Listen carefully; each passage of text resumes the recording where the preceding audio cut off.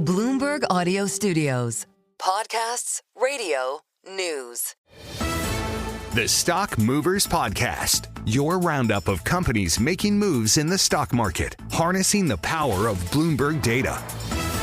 Let's take a look at some of the stocks on the move today. We're joined by Bloomberg's Christina Aquino. She heads up our MLive coverage for us. Great analysis on what's happening in the market on a minute-to-minute basis. All right, let's take a look at some of the stocks here. StarBucks is one of them. That was a rough quarter. That was a rough quarter, Alex. First quarter same-store sales declining 1% in the quarter. EPS also short of estimates. Although we heard from CEO Brian Niccol saying that apparently behind the scenes they're showing a lot of signs of progress. Apparently they're testing an algorithm to prioritize which orders to prepare first so they can speed up service in their cafes. They're also adding more store workers, and they're trying to overhaul their cafes to make them more welcoming. But clearly, it's not quite working just yet.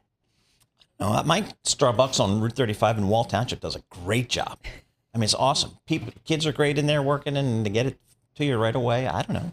I mean, seems pretty good. But I think that's also that they pared back. There will be paring back a lot of their menu to make it faster. Because sometimes, have you ever been in those ones where you've waited like forever for an order? And the person who comes in with an order for like 27 different things, it's like, come on, really? Yeah, but you know, you're feeding your whole family at Starbucks? What's sometimes going on there? we are, okay? Okay, very good. Are you also looking at Super Micro? I mean, talk about a really rough preliminary quarter, and that sets up the tech guys in a very odd spot. Yeah, absolutely, Alex. I mean, it says a lot about where we are in the AI cycle at the moment, right? So Super Micro at the moment down just more than 16% right now. Sales were $4.5 billion to $4.6 billion in the fiscal third quarter. That missed analyst estimates and the company's own forecast. That's a forecast from February. Remember, they gave an aggressive long-term revenue outlook. They said sales will be $40 billion in the fiscal year ending June 2026.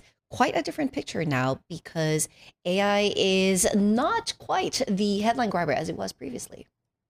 Well, also it just shows sort of what the demand cycle is going to look like. And I think we're going to learn a lot about that. Are we just delaying some kind of orders?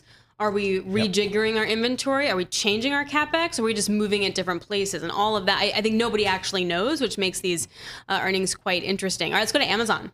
Amazon down, let's have a look. It was down more than 3% earlier, down more than 4% now.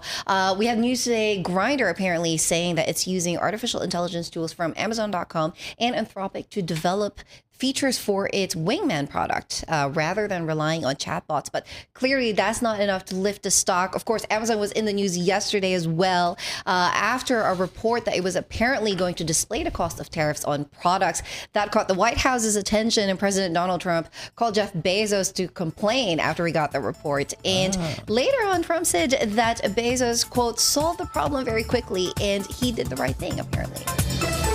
The Stock Movers Podcast from Bloomberg Radio. Check back with us throughout the day for the latest roundup of companies making news on Wall Street.